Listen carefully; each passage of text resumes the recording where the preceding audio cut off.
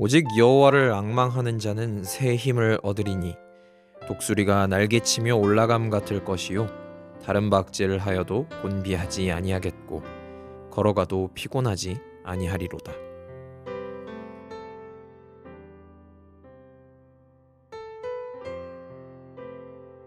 이사야 40장은 바벨론에서 귀환하는 이스라엘 백성들을 향해 쓰인 시입니다.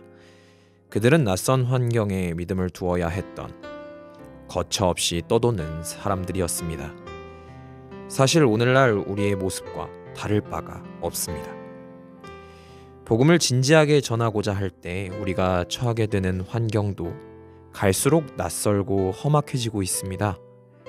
이사야 40장의 사람들은 그런 상황에서 어떻게 하나님의 백성으로 살아가야 하는지 갈피를 잡기 어려웠습니다. 그렇게 살려면 예상했던 것보다 훨씬 많은 값을 치러야 했고 훨씬 더 위험했기 때문입니다. 이사야 40장의 시는 복음의 가능성을 잃어버린 것처럼 보이는 믿음의 공동체를 보여주고 있습니다. 이들이 탈진 상태라고 할 수도 있을 겁니다. 그들은 예전의 활기를 되찾기 어려웠습니다. 되는 일이 없어 보였습니다. 그들이 사는 세상은 하나님의 능력을 의뢰하는 행위에 큰 의미를 두지 않았습니다. 그런데 그 시가 독자들에게 한 발짝 다가갑니다. 하나님을 신뢰하며 그분이 행하시는 일에 관심을 보이는 사람들에 관해 이야기합니다. 하나님은 피곤한 자를 원치 않으신다는 이야기를 하는 대신 하나님께서 피곤한 자에게 능력을 주시고 의지를 잃어버린 자에게 새 힘을 북돋아 주신다고 말합니다. 이 시는 교회 안에 지친 사람들, 즉 열정과 인내심, 용기, 상상력, 넉넉한 마음을 잃어버린 사람들을 위해 새로운 소식을 전합니다. 그런데 우리는 왜 이렇게 지쳐버린 걸까요? 그건 이 세상을 지나치게 신뢰했기 때문입니다. 바벨론 사람들의 말에 귀를 기울였기 때문입니다. 꿈은 이루어진다 라는 말을 지나치게 동경했기 때문입니다.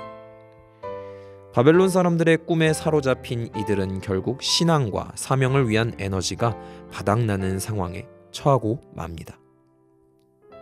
하지만 우리가 자유로운 하나님, 쉬지 않고 일하시는 하나님에 초점을 두면 바벨론 제국의 주술에서 벗어날 수 있습니다. 그럼 다시 자유롭게 됩니다. 하나님께서는 영적 독수리를 원하는 것이지 병아리를 원치 않으십니다. 우리가 날아오르든지 달리든지 아니면 걷든지 간에 우리는 자유롭고 날아갈 듯이 즐거우며 바벨론 제국을 거역할 준비가 되어 있고 하나님의 선물을 받아들일 준비가 되어 있고 하나님의 뜻을 행할 준비가 되어 있습니다. 대림절은 이러한 사실을 기억하며 감사하는 시간입니다. 그뿐 아니라 우리의 힘을 다시금 충전하고 사명을 간구하는 시간입니다. 그러나 이런 것들은 요즘 들어 무척 어려워졌습니다. 하지만 하나님께서는 보이지 않는 곳에 숨어 계시는 분이 아닙니다. 무관심하거나 능력이 부족하시지도 않습니다. 우리는 그런 하나님의 백성입니다. 그러니 독수리들이여 사명을 향해 날아오릅시다. 우리가 가장 잘 아는 대상을 향해 다가갈 시간입니다. 바로 우리들의 삶입니다. 우리는 삶 속의 의와 자비, 동정심과 평화를 위해 부름받았습니다. 수고하고 무거운 짐진 자들이여 그리스도의 멍에를 메십시오. 여러분의 마음이 쉼을 얻으리니 순종하십시오.